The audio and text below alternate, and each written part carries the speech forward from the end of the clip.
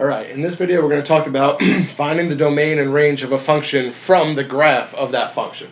All right, now if you haven't seen the other video I did about domain and range where I went through the definition of domain and range and what those things mean, you can check that video out to see what we're talking about.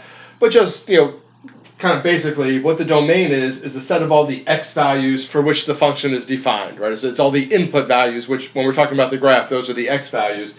And then the range is all the corresponding y values, all the output values for the function. Right? So the domain is all the inputs, the range is all the outputs. Domain is the x, range is the y. Right? So that's the key thing to remember here when you're looking at the graph. The domain is the x values, the range is the y values. And if you ever find yourself getting confused or you're not sure which is which, it goes in alphabetical order. Right? Domain and range, D comes before R, X comes before Y. Right? It's a simplistic way to remember it, but it works. So you just remember alphabetical order to make sure you know the domain is x and the range is y. All right, so here's the graph of a function, and I want to find the domain and range of this function just based on that graph. All right, well, my domain, which I'll just abbreviate with that capital D, the domain is the set of all x values that the graph covers, basically. Right, so the graph here is starting at -2, right? So it's going from x equals -2, and it's going across all these x values here until I get to x equals 3. Right? So it's all the x values in between -2 and 3. That's going to be my domain of this function. Right? So a couple things to watch out for, though. Notice at this first point here at x equals -2, there's an open circle there. Right? What that means is that point is not defined as part of the function. Right? The function does not exist at that point. It exists to the point just to the right of that one. All right, so if you ever have an open circle here, it means that that point at -2 is not included. Right, so my domain is going to start at -2, and if I'm using the interval notation here, I put a parenthesis on the -2 because I do not include that point, and then it covers all the x values until I get to x equals 3. Right, now x equals 3 has that circle filled in, which means that point is included. Right, the function is defined there, so that 3 gets the bracket.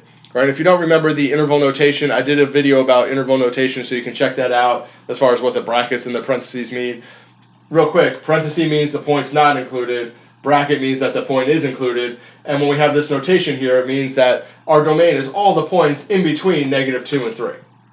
Right, not including -2, but including the +3. Right, so that's my domain of this function. Right, just when you're looking at the graph, from the furthest point on the left to the furthest point on the right, that's the domain, right? As long as you don't skip any points in between, that gives you the domain of your function.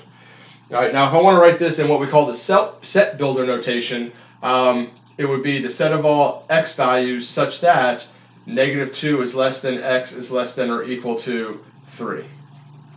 Right, so -2 is less than x, not less than or equal to, because remember that -2 with that open circle there is not included, but then x is less than or equal to +3, right, because that point is included with that filled in circle. All right, so that would be how to write that in the set builder notation, if that's the notation that you use to write your domain, right? Interval notation, set builder, or inequality notation. All right, so that's the domain. What about the range of this function? Well, the range is the set of y values that this function covers. Now, something to be careful of. Right, my domain goes from -2 to 3. My range is not just from this y value of my first point to the y value of my second point. Right, my range covers all the y values that this graph will touch. Right, so the lowest y value I hit is actually down here at -2. Right, and it hits all the y values, and the highest y value that we have is up here at +3. Right, so that's kind of weird that it's actually the same numbers as the domain. I did not do that on purpose. It just kind of worked out that way. Right, so my range goes from y equals -2 up to y equals 3. Right, that's going to be the range of this function. Right, and in this case, the graph does touch that point there at -2. So it goes from y equals -2 up to y equals +3, and each of those gets a square bracket because it touches the point at y equals -2 here, and it touches the point up here at y equals 3. All right, so that would be the range of this function. When you're doing the range from the graph, it's from the lowest point that the graph touches to the highest point that the graph touches in terms of the y coordinates of those points. All right, so the domain is from the furthest left point to the furthest right point using the x coordinates. the range is from the lowest to the highest using the y coordinates. And if you want to write this one using the set builder notation, it will be the set of all y values such that -2 is less than or equal to y is less than or equal to 3. Right? I usually use the interval notation because it's a lot less to write, just bracket -2 comma 3 bracket, as opposed to all this mess down here. That's why mathematicians generally use that interval notation, just because it's more concise. It's less stuff you have to write. All right, so that's domain and range. I think what I'm going to do here is pause the recording and erase this example and put up a different one. This one, the graph started at this point and ended at this point. But what if the graph just kind of goes off the the page or whatever, and you don't know what's going on there? So I'll do another example real quick of that.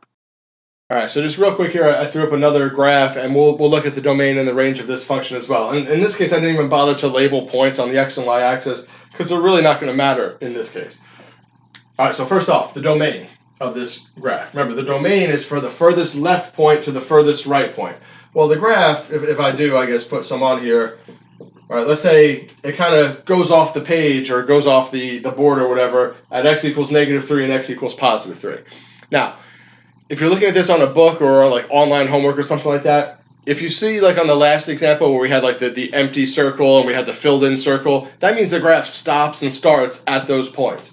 If the graph just kind of goes off the side of the page, then you just assume that whatever it was doing, it just continues to do that. So when this graph goes up here, even if there's not an arrow there like there is here, if it just kind of stops there, if there's not an actual circle there that's filled in, you assume that the graph is just going to keep on going up and to the left forever. And on this side, we assume that the graph is just going to keep going up and to the right forever. All right, so that's what we do when we see a graph that goes off the page. If there's no indication by like a circle or a dot or something that the graph stops there, we assume it continues that same behavior forever.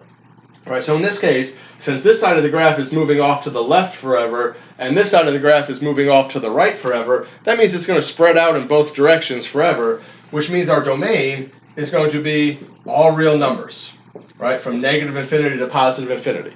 Right? Eventually, this graph will go off to the left towards -infinity forever, and off to the right towards +infinity.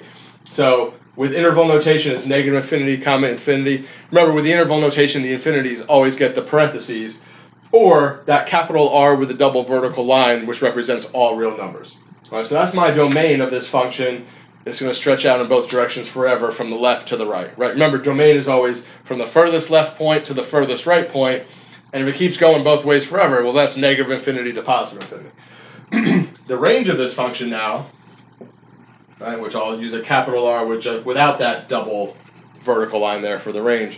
Right, so the range of the function, well, what's the lowest y value this function touches? Well, it's right down here at y equals 0. And it does touch that point, so the 0 gets a bracket, right, one of those square brackets to mean that that point is included. And then both sides are going up, so we assume they're going to keep going up forever. So I'm not ever going to hit a highest y value here. Since it keeps going up forever, I just say it goes off towards infinity. Right, so my range for this function is bracket 0, comma infinity. If I wanted to use the set builder notation, it would be the set of all y values such that y is greater than or equal to 0. Right? So I only have positive y values here or 0. I never have negative y values, so my range is just from 0 to infinity.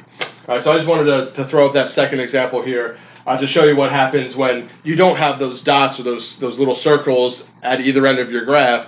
Right? When that's the case, you assume that it just keeps on going. Whatever it's doing, it keeps doing that forever. And so in those cases, a lot of times your domains involve either positive or negative infinity, or sometimes both if it's going in both directions.